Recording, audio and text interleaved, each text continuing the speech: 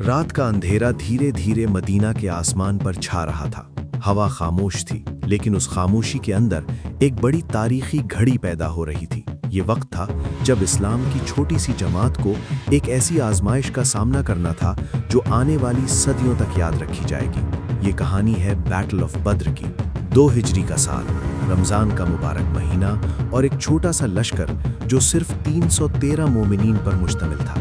ان لوگوں کے پاس نہ زیادہ ہتھیار تھے، نہ زیادہ گھوڑے، نہ زیادہ سامان، مگر ان کے پاس ایک چیز تھی جو ہر طاقت سے بڑی تھی: اللہ پر یقین۔ اس چھوٹی سی جماعت کی قیادت کر رہے تھے اللہ کے رسول پروفٹ محمد۔ کچھ سال پہلے تک یہ لوگ مکہ کی گلیوں میں رہتے تھے، لیکن جب انہوں نے اللہ کی وحدانیت کا پیغام قبول کیا تو ان پر ظلم شروع ہو گیا۔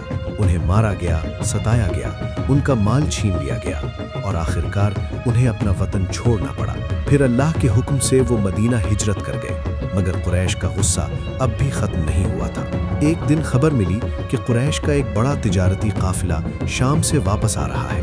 مسلموں نے ارادہ کیا کہ شاید وہ اپنا چھنا ہوا مال واپس لے سکیں، لیکن جب یہ خبر قریش تک پہنچی تو انہوں نے فوراً ایک بڑا لشکر تیار کر لیا۔ قریباً 1000 سپاہی، بہترین ہتھیار، گھوڑے اور جنگ کا پورا سامان۔ ان کا مقصد صرف قافلہ بچانا نہیں تھا، بلکہ اسلام کو ہمیشہ کے لیے ختم کر دینا تھا۔ جب یہ خبر مدینہ پہنچی تو مسلمانوں کو احساس ہوا کہ اب مقابلہ صرف قافلے کا نہیں بلکہ ایک پوری جنگ کا ہے۔ پھر بھی انہوں نے پیچھے ہٹنے کے بجائے اللہ پر بھروسہ کیا۔ سفر شروع ہوا۔ ریگستان کی گرم ہوا، ریت کے لمبے میدان اور ایک چھوٹا سا لشکر جو آگے بڑھ رہا تھا۔ آخرکار وہ ایک مقام پر پہنچے جسے بدر کہا جاتا ہے۔ یہیں تقدیر کا فیصلہ ہونا تھا۔ جنگ سے پہلے کی رات لشکر خاموشی سے آرام کر رہا تھا، لیکن رسول اللہ صلی اللہ علیہ وسلم اپنے رب کے سامنے کھڑے تھے۔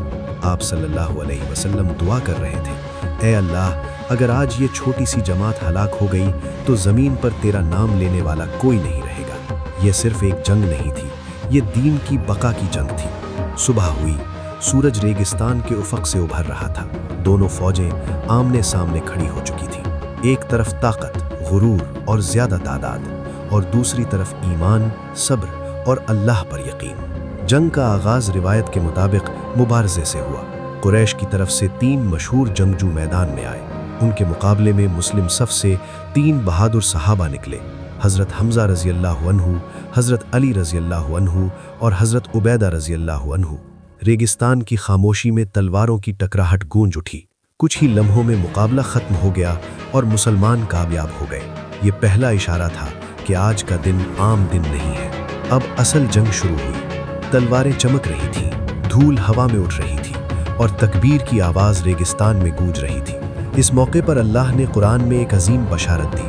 اللہ نے فرمایا کہ وہ مومنین کی مدد کے لیے فرشتوں کو بھیج رہا ہے۔ یہ اللہ کی طرف سے ایک تسلی تھی، ایک ہمت تھی، ایک نسخہ تھا کہ حق اکیلا نہیں ہوتا۔ جنگ تیز ہوتی گئی۔ قریش کو یقین تھا کہ وہ آسانی سے جیت جائیں گے، مگر دھیرے دھیرے حالات بدلنے لگے۔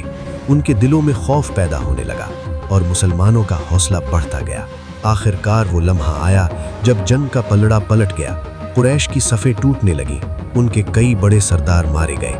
ان میں سب سے بڑا دشمن ابو جہل بھی تھا، جو اسلام کا سخت ترین مخالف تھا۔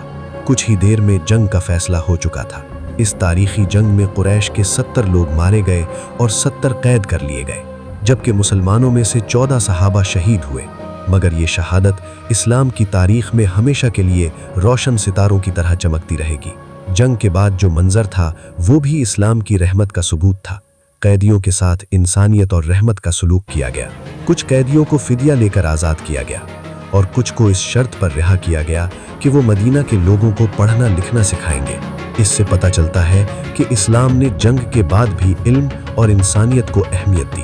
بیٹل آف بدر صرف ایک جنگ نہیں تھی، یہ ایک پیغام تھا کہ جب ایمان سچا ہو، نیت صاف ہو اور بھروسہ اللہ پر ہو تو چھوٹی سی طاقت بھی دنیا کی بڑی سے بڑی قوت کو ہرا سکتی ہے۔